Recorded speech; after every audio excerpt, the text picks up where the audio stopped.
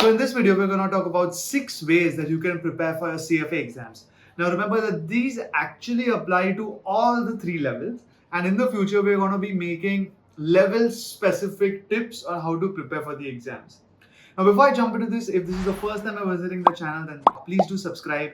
If you've been visiting us, then thank you so much for all the support. Please do leave a like and comment.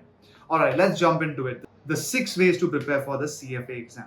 Point number 1, make sure that you do not selectively study. CFA expects that, and unlike some of the ways we study here in India, CFA expects you to actually have a holistic approach to the entire qualification.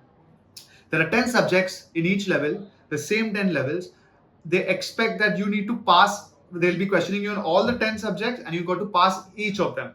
That being said, per level, there are certain topics which have different weightages. So for example, in level 1, there is much more weightages on the basics, on quants, on financial reporting, on ethics, on economics, whereas by level 3, there is much more weightage on portfolio management, derivatives.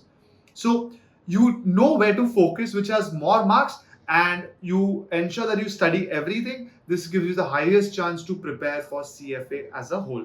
Point number 2, ensure that you give as many mocks, minimum of 3, if not more, before the exam in exam conditions.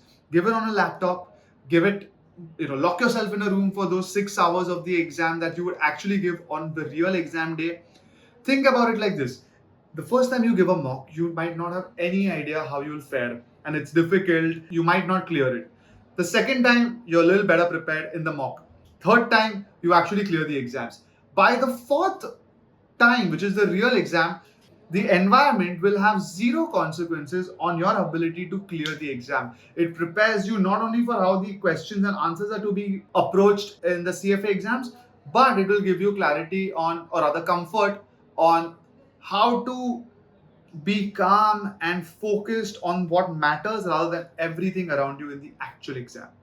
Point number 3, time management. Or more important than time management, I'll give you this tip in one line, right? Ensuring that you attempt 100% of the paper already gives you a 50% chance of clearing. The worst thing people do is, in their chaos, they try to put too much time into a question that they think they're about to solve, and they waste a little time, and that ends up in them not having any time for the final few questions. Don't do that, right? These are MCQ questions. There's no negative marking. There is a 1 in 3 chance that even if you fluke an MCQ, you're going to be able to get it correctly. So make sure that you attempt 100% of the exam. Tip number 4, learn as much as you can about the calculator and try and have a formula sheet in your preparation. It gives you a lot of control over your actual exam with respect to speed. Point number 5, CFA as a qualification, just like CPA, CMA, ACCA, are completely conceptual.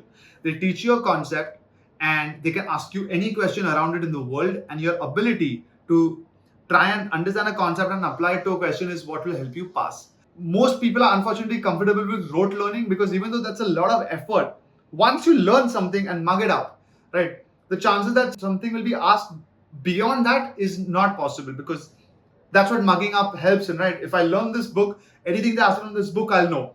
But conceptual learning or application-based learning means it doesn't matter how thin or fat the book is, they can literally ask you anything around it, and your ability to learn the concept and apply it is what will help you pass. And that's what CFA wants to test you in. So do not try and rote learn maybe the way you must have in school or college. And the last point is, have some guidance or mentorship from somebody who has qualified. If you're giving level 1, go and find somebody who's at least cleared level 1, hopefully in the last 1 to 3 years, in their first attempt. For example, we have our entire faculty team who are all obviously cleared. The amount of help that they are able to provide our students is through the roof, because there's no theory in their mind which they're sharing. They're literally sharing from the technical aspects to mindset to time management, and only somebody who's gone through it will be able to properly guide us as to how to appear for these exams. There are a lot of things that all of us go through differently. How much time do I need to prepare? How many hours per day? When do I register?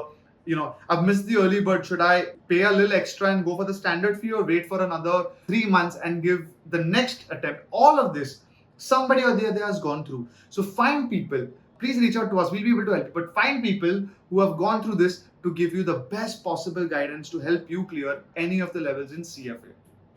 So guys, I hope that this helped you with some form of clarity over the usual tips that are out there on YouTube or in the market. I hope some of this is actually transferable and you can really apply it. And if it does help you, leave it in the comments. And thank you so much.